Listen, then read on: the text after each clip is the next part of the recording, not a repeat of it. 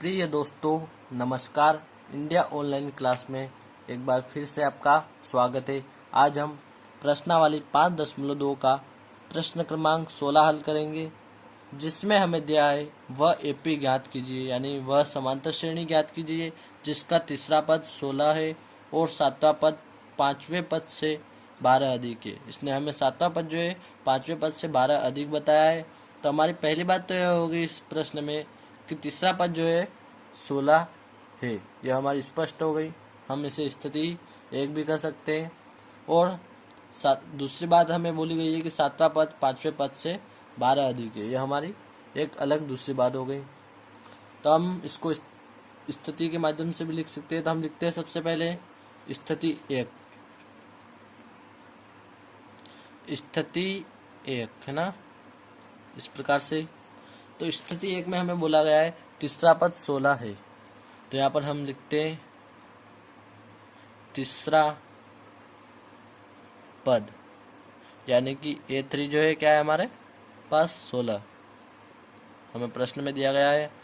इसका मतलब कि तीसरे पद को ज्ञात करने का फॉर्मूला हमारा होता है, हम यहाँ पर लिखते हैं A+2D। इस प्रकार से हम A में अगर हम 2 गुणित D को जोड़ते हैं तो हमारा तीसरा पद हमें प्राप्त हो जाता है।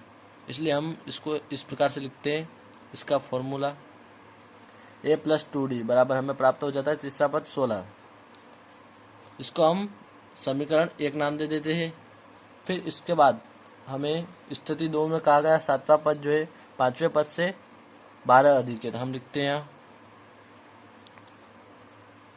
सातवां पद है ना, सातवां पद बराबर क्या है पांचवें पद से 12 अधिक है। पांचवा पद प्लस 12 है ना। तो हम सातवां पद का फॉर्मूला लिखेंगे। सातवां पद ज्ञात करने का कि हम किस प्रकार से सातवां पद जो है ज्ञात कर सकते हैं, किस फॉर्मूले से। तो हम लिखते हैं यहाँ पर A+6D। अगर हम इस फॉर्मूले का यूज़ करेंगे तो हमें सातवां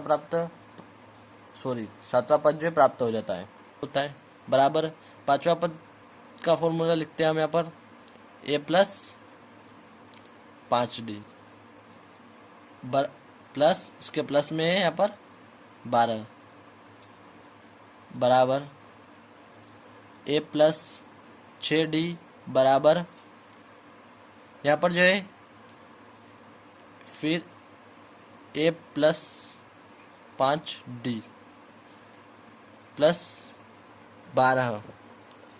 यहाँ पर जो है हम इसको बराबर से इधर ले आते हैं, बराबर बीच में से हम हटा देते हैं इसका। तो ये प्लस का है तो हमारा क्या हो जाएगा, ये बराबर हम हटा देते हैं, इसको माइनस कर देते हैं।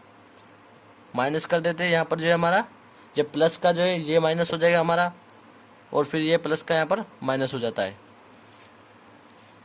तो हम इसको अलग ही लिख लेते हैं। इस स्टेप को हम एक बार फिर से A+6D माइनस A-5D माइनस 12, इस प्रकार से हम इसको अलग लिख लेते हैं ताकि समझ में अच्छा आएगा।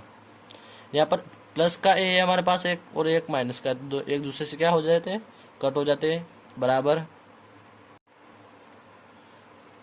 तो सॉरी दोस्तों, यहाँ पर जो है हमारा पांचवा पद ज्ञात करना था, इसलिए यहाँ पर हम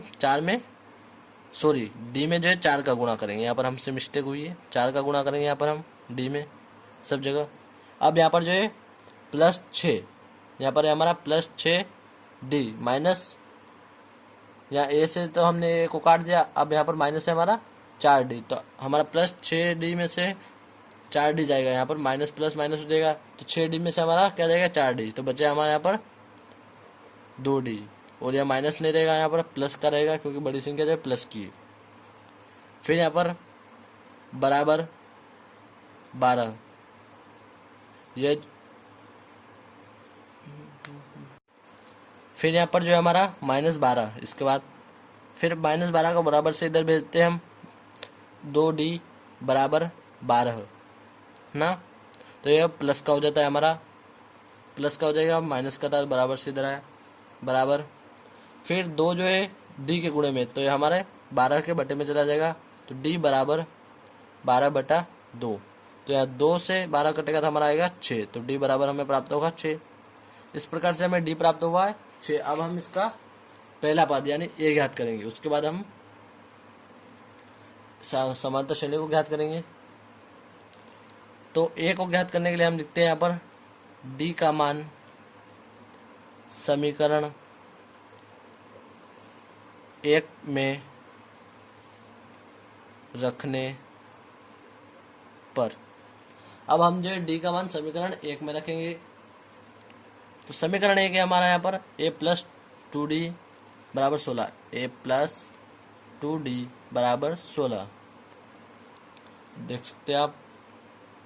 तो यहाँ पर d का मान हम रखेंगे 6, a प्लस 2 गुणित 6 बराबर 16, a प्लस यहाँ पर हमारा 6 और 2 का गुणा होगा तो हमारा हो जाएगा 12 बराबर 16। बराबर का चिन्ह लगा देते हैं हम यहाँ पर भी।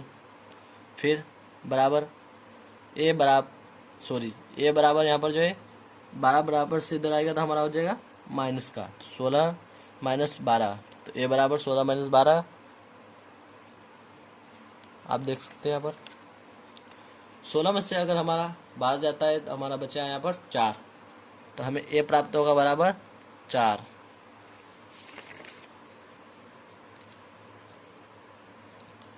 अब हमें यहाँ पर जो है ए प्राप्त हो गया 4 और डी प्राप्त हुआ हमें 6। तो अब हम इसके माध्यम से श्रेणी को ज्ञात करेंगे, समांतर श्रेणी को।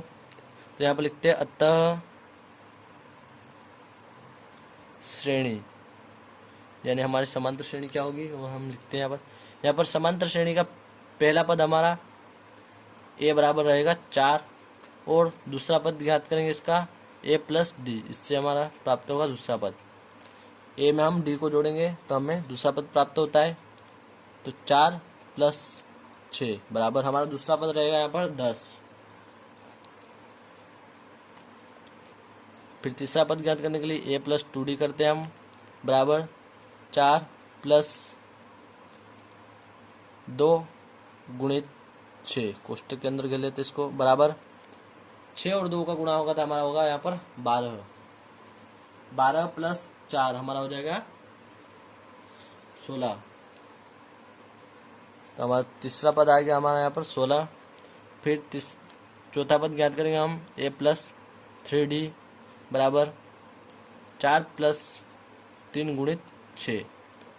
अब हम यहाँ पर 6 का गुणा 3 में करते हैं तो 6 क्या होता है हमारा 18 प्लस 4 हमारा यहाँ पर हो जाएगा 22। इस प्रकार से हमें समांतर श्रेणी जो हमें प्राप्त हुई है, पहला पद उसका 4, दूसरा पद 10, तीसरा 16 और चौथा है हमारा 22। तो हम लिखते हैं यहाँ पर एपी यानी समांतर श्रेणी जो है बराबर 4, 10, 16, 22।